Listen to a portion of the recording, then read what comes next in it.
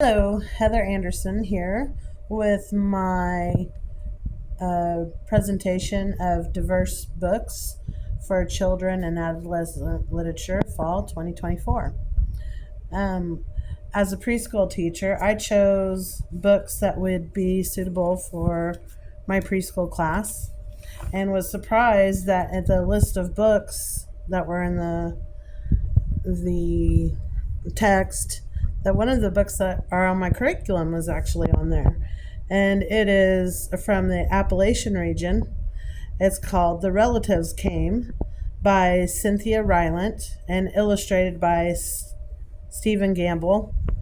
And it's just a cute little story about um, relatives from Virginia who go to visit their relatives on the other side of the mountain in Kentucky, and how they have, even though they live far away from each other, they still think about each other and love each other and are really happy to see each other when they do get to visit.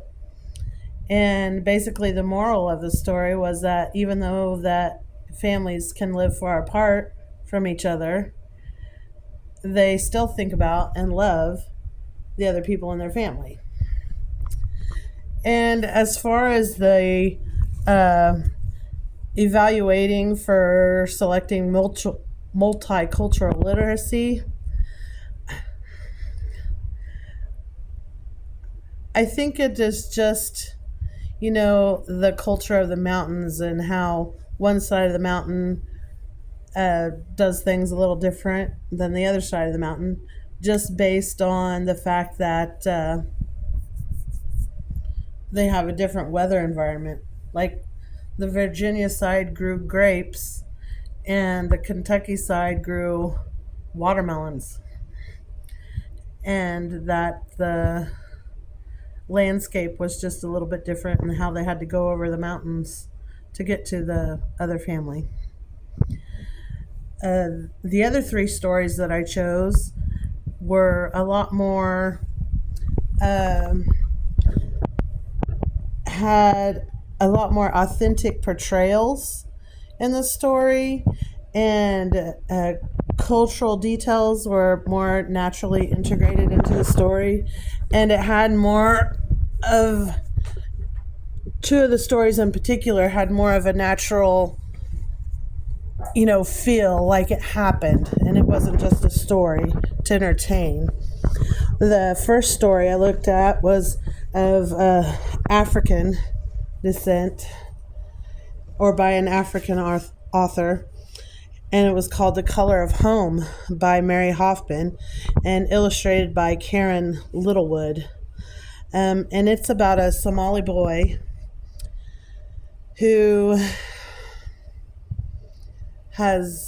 is a recent immigrant to America, and he's in school and he can't talk to anybody because he doesn't know English, and he's depressed and he's sad because he had to leave his home, and his home was bright and full of sun and full of color, and he feels that this new world, America, is dull and gray. And one of his tasks to do at school was to paint a picture, and he painted a picture of his bright, happy home, that a bright, happy home, and the teacher says, "Oh, that's beautiful," and then he continues on painting, and which turns into a man with a gun that shoots and kills one of his uncles, and fire and blood everywhere. So it's basically the story of how this boy, Hassan, and his family escaped to America. And it is a good story, and it was full of the tragedy of what befell on this boy and his family. and how after he is able to communicate with his teacher through an interpreter about what happened, about and how he how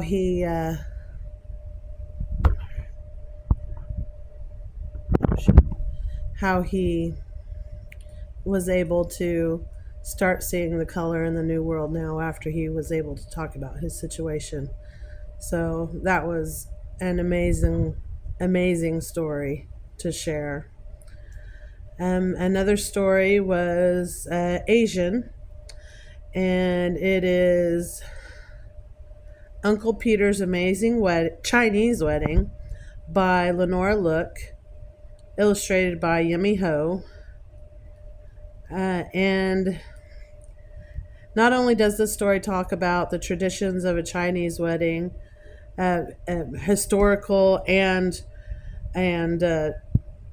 or right now, present day traditions, but it also talks about the little girl's feelings about how she is sad that her uncle is getting married, and especially on her and his day, and how she's sad and jealous that the bride is getting all of his attention and not her.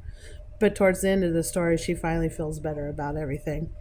And it is very authentic to the Asian perspective or Chinese perspective.